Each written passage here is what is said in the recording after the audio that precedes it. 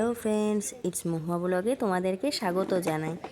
তো তোমরা আমার আগের ভিডিও যারা দেখেছো তারা জানো আমি সিমলাতে বেড়াতে এসেছি। আজ আমরা কুফরির উদ্দেশ্যে রওনা হলাম। তো এখানটায় এসে গেছি, দেখো এখান থেকে ঘোড়ায় করে কুফরিতে যেতে হয়। এই জায়গাটার নাম আমি জানি না। যাই হোক, আমার ঘোড়ায় চড়ার কোনো শখই ছিল না, কারণ আমি প্রচণ্ড ভয় পাচ্ছিলাম। তাও সবাই এমন জোর করছিল, শেষ পর্যন্ত আমি ঘোড়াতে উঠে গেছি, কারণ ঘোড়ায় না চাপলে কুফরিতে যাওয়া যাবে না। তো সেখানে আমাদের যাওয়ার খুবই ইচ্ছা ছিল বলে শেষ পর্যন্ত উঠে গেছি।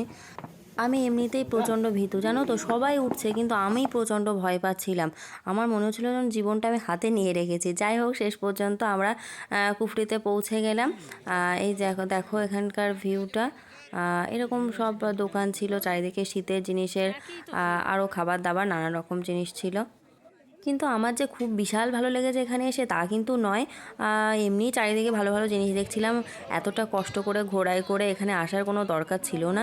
যাই হোক, তবুও আসলাম। যাতে তোমাদের প্রচুর সাহস রয়েছে তারা তোমরা অবশ্যই আসতে পারো, কিন্তু ঘোড়ায় চড়তে গিয়ে আমার তো জীবন বেরিয়ে গেছে।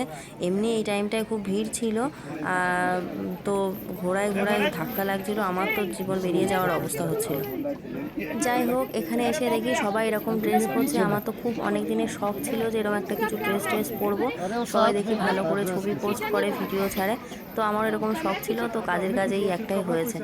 যাই হোক, আমিও ড্রেসপত্র পরে নিলাম।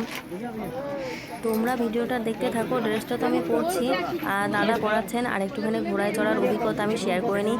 দেখো, আমরা তো 25শে ডিসেম্বর এখানে কুফরিতে গিয়েছিলাম। তো সেদিন এত প্রচণ্ড ভিড় ছিল, এত প্রচণ্ড ভিড় ছিল।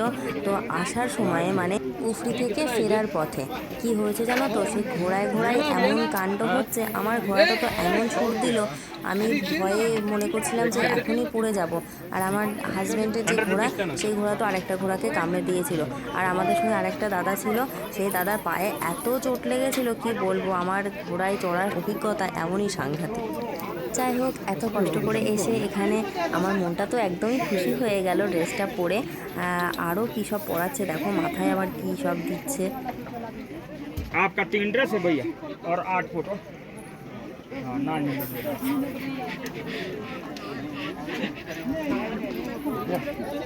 ড্রেসটা পরে আমাকে কেমন লাগছে জানিও। যাই হোক, এবার ড্রেস তো পরা হয়ে গেছে, একটুখানি ফটোশ্যুট করার দরকার আছে। কি আর বলবো এখন, আমি হাজব্যান্ডের সঙ্গে একটা ভিডিও শ্যুট করলাম, তো তোমরা এটা দেখতে থাকো।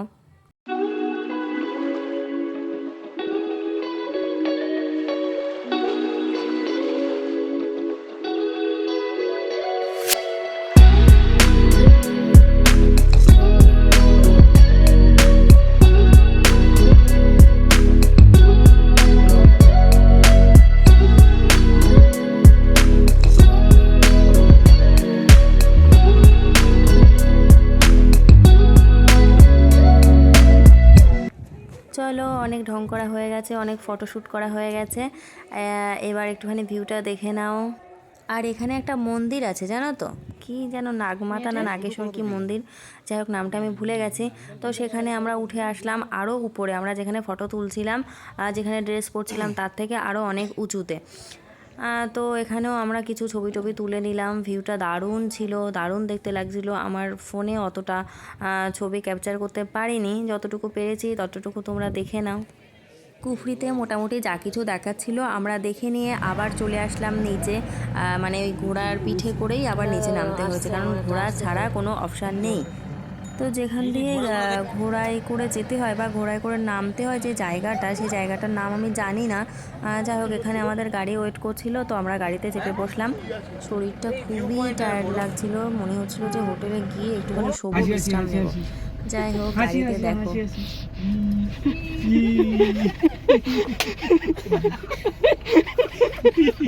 হাই, এটা পরের দিনের ভিডিও। সেদিন আর কন্টিনিউ করিনি ভিডিওটা, খুব টায়ার্ড লাগছিলো বলে এসে শুয়ে পড়েছিলাম গাড়িতে। তো খুব মজা করতে করতে ফিরে এসেছিলাম হোটেলে, তারপরে আর কি খেয়ে দিয়ে ঘুমিয়ে পড়েছিলাম। পরদিন খুব ভোর ভোর উঠে আমরা স্নান করে চা খেয়ে গাড়িতে চেপে বসলাম। আমাদের সিমলা ট্যুর মোটামুটি কমপ্লিট, এবার মানালির উদ্দেশ্যে রওনা হচ্ছে।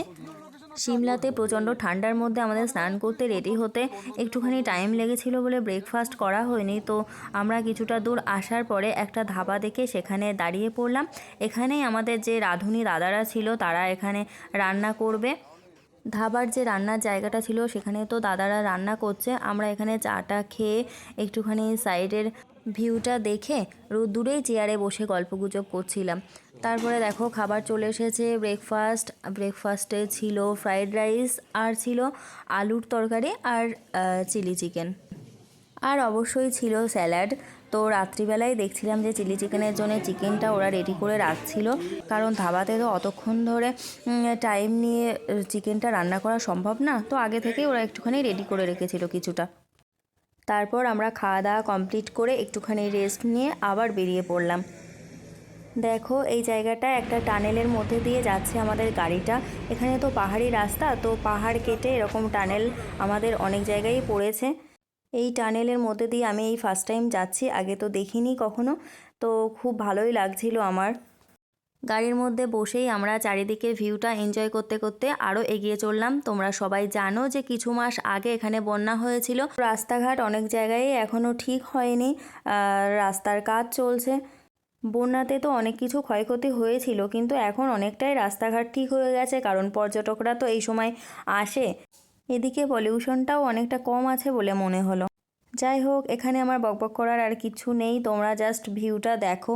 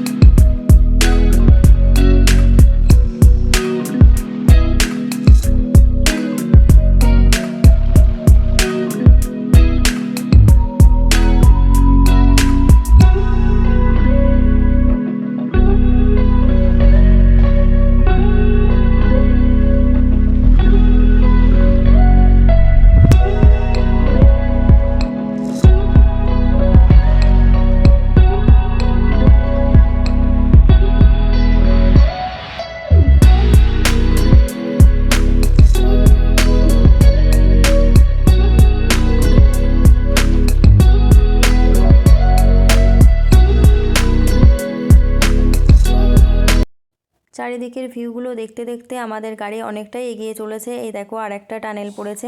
আগেই বলেছি যে পাহাড়ি রাস্তায় বারবার টানেলের মধ্যে দিয়ে আমাদের যেতে হচ্ছিল। অনেকক্ষণ গাড়িতে বসে আছি, আর পাচ্ছি না গো, পাটাগুলো সব ব্যথা হয়ে যাচ্ছিল। রাস্তার পাশে একটা ধাবা দেখে আমরা সবাই নেমে পড়লাম। একটুখানি কফি খাওয়ার ব্রেক। এই কয়দিন শুধুই আমরা গাড়িতে বসে আছি, তো অতটাও কষ্ট মনে হচ্ছিল না। চারিদিকের ভিউগুলো আমাদের মনে শান্তি দিচ্ছিল। সিমলা থেকে যতই মানালির দিকে আমরা এগিয়ে যাচ্ছি ততই ঠান্ডাটাও বেশি মনে হচ্ছিল। এই দিককার প্রত্যেকটা ধাবাতে এরকম বনফায়ারের জায়গা রয়েছে।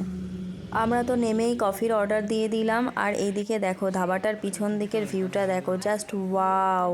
আমরা যখন নেমেছিলাম তখন জানতামই না যে পিছন দিকে এত সুন্দর একটা দৃশ্য পাবো। এটা সম্ভবত বিপাশা নদী, যাকে এখন বলা হয় বিয়াস নদী। তো আমার একটু নদীর জলে হাত দেওয়ার ইচ্ছা ছিল, কিন্তু নদীর জলে হাত দিতে গেলে ধাবাটা থেকে অনেকটা নিচে নামতে হতো, যেই মোস্তানিটা আমাকে কেউ করতে দেয়নি, কারণ ওরা ভাবছিল যে পাথর সরে গিয়ে যদি গড়িয়ে পড়ি তাহলে আমাকে নাকি আর খুঁজে পাওয়া যাবে না। অগত্যা কিছু করার নেই। কফি এদিকে রেডি, কফি খেতে চলে আসলাম।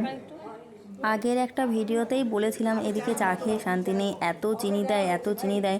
তো আমরা আগে থেকেই চিনি দিতে বারণ করেছিলাম, আমরা নিজেদের মতো মিশিয়ে নিয়েছি।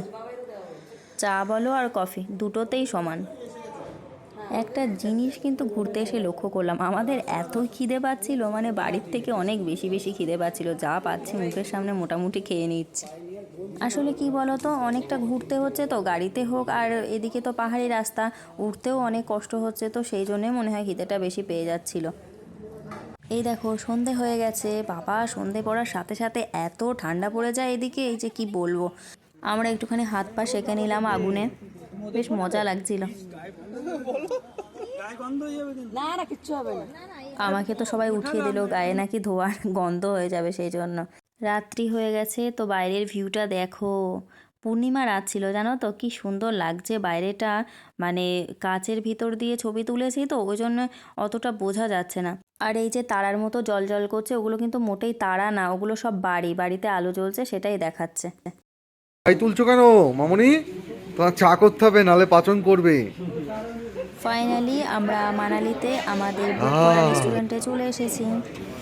প্রত্যেক রেস্টুরেন্টে গিয়ে আমাদের প্রথম কাজ হলো চা বা কফি খাওয়া। হাজব্যান্ড অলরেডি বলে দিয়েছে চা করতে হবে। ক্রিসমাস ট্রিটা দেখো কত সুন্দর সাজিয়েছে। পুরো রেস্টুরেন্টটাই ভালোভাবে সাজানো ছিল, আগের দিন যেহেতু 25শে ডিসেম্বর ছিল সেজন্য।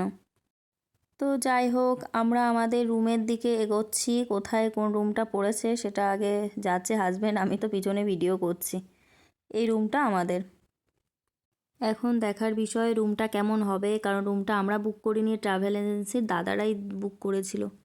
রুমে ঢুকতেই বাদিকে টয়লেট ছিল। টয়লেট বেশ পরিষ্কার পরিচ্ছন্নই আছে মোটামুটি। তোমাদের টয়লেট দিয়েই শুরু করলাম। ওই সাইডে আয়না রয়েছে, সেটা দেখালাম না। আর এদিকে ডান দিকে চায়ের সরঞ্জাম রয়েছে, এটাই আমাদের দরকার। আর এই যে বেড, তো দেখো এগুলো দেখানোর বিশেষ কিছু নেই, কারণ প্রত্যেক রেস্টুরেন্টে এরকম থাকে, টিভি থাকে, ওই যে টি টেবিল রয়েছে। দেখার বিষয় হচ্ছে রুম থেকে ভিউটা কেমন দেখা যাবে সেটাই। তো চলো ব্যালকনির দিকে যাওয়া যাক। এই যে ব্যালকনি যাওয়ার পর্দা, আর দরজাটা খুলেই এই যে, কিন্তু ভিউটা এখন রাত্রে ভালো বোঝাই যাচ্ছে না। যাই হোক, চাপ নেই, সকালে দেখে নেব। এখন একটুখানি কফি খেতে হবে গরম গরম।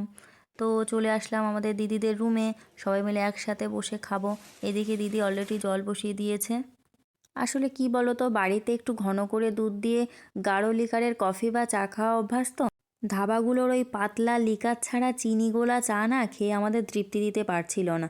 কিন্তু কিছু করারও ছিল না, ঠান্ডার হাত থেকে বাঁচার জন্য আমাদের ওটাই খেতে হচ্ছিল। তোমরা যারা আমার ভিডিওগুলো দেখো রেগুলার, তারা জানো আমি যে প্যাকিং শ্যাকিংয়ের ভিডিওটা বানিয়েছিলাম না, তাতে দেখিয়েছিলাম যে মা একটা পাঁচন বানিয়ে দিয়েছিল। সেটা খেয়ে কিন্তু আমরা দারুণ উপকার পেয়েছি। যেই ঠান্ডা থেকে ঘরে আসছিলাম আমরা, আর নাক দিয়ে জল গড়ানো শুরু হচ্ছিল, সেই পাঁচনটা খেয়ে নিলে ব্যাস সব ঠিক। তোমরা যারা মিস করে গেছো তারা কিন্তু আমার আগের ভিডিওগুলো দেখে নিও, হ্যাঁ। আর ভালো লাগলে অবশ্যই একটুখানি সাবস্ক্রাইব করে দিও। আমি তো প্রথম শুরু করছি চ্যানেলটা, তো একটুখানি সাবস্ক্রাইব করে দিও। ওদিকে তো বকবক করতে করতে আমার কফি খাওয়া কমপ্লিট। এই দেখো শুয়ে পড়েছি, আর এনার কাণ্ড দেখো, আমাকে ম্যাসাজ করছে। আমি তো আরামে শুয়েই আছি, যা পারে করতেই লাগুক। সিমলার থেকে মানালিতে একটু ঠান্ডাটা বেশি আছে। আমরা এখানে 2 রাত্রি থাকবো, তারপর কুল্লুতে, সেখান দিয়ে আমরা রিটার্ন বাড়ি। কাল আবার সকাল সকাল উঠতে হবে, সেজন্য তাড়াতাড়ি ডিনার করে ঘুমাতে হবে। এখানে নাকি একটা ওয়াটারফল আছে, যোগিনী ফলস নামে। যাই হোক, তোমরা ভিডিওটা দেখতে থেকো, সেগুলোও দেখাবো। ও কিন্তু ওর কাজ করেই যাচ্ছে, দেখো ওর নাম কথা। তো বলছে মামি তোমার সিঁদুর মাখা নেই, দাঁড়াও একটু সিঁদুর মাখিয়ে দিই। আমি বলছি দে না, যা পারিস কর। ওদিকে তো ডিনার রেডি হয়ে গেছে, সবাই ডাকাডাকি করছে, কিন্তু আমার উঠতে ইচ্ছা করছে না আর। তো চলো উঠি, খেতে তো হবেই। যাওয়া যাক কিচেনের দিকে। অলরেডি সবাই চলে এসেছে ডিনারে। এই রেস্টুরেন্টে একটা ভালো সুবিধা আছে, কি বলো তো, পিউরিফাই ওয়াটার রয়েছে। অন্য রেস্টুরেন্টে তো জল কিনে খেতে হচ্ছিল, তো এখানে সেই সুবিধাটা রয়েছে। এই দেখো ডিনারে দিয়েছে রুটি আর গরম গরম চিকেন কষা। তো চলো তাড়াতাড়ি ডিনারটা কমপ্লিট করে নিই, সকাল সকাল আবার উঠতে হবে, রেডি হতে হবে। দাদারা কিন্তু এখানে দারুণ রান্না করছিল জানো তো, আমাদের সাথে যে রাঁধুনি দাদারা ছিল, ওই জন্য বাড়ির খাবার মোটেই মিস করতে হচ্ছিল না আমাদের। এখানে এই ভিডিওটা কমপ্লিট করছি। তোমাদের যদি ভিডিওটা দেখে কিছু ভালো লাগে অবশ্যই লাইক করো, শেয়ার করো, আর অবশ্যই আমার চ্যানেলটাকে সাবস্ক্রাইব করে দিও, হ্যাঁ। পরপর বাকি ভিডিওগুলোও দেখতে থেকো। টাটা।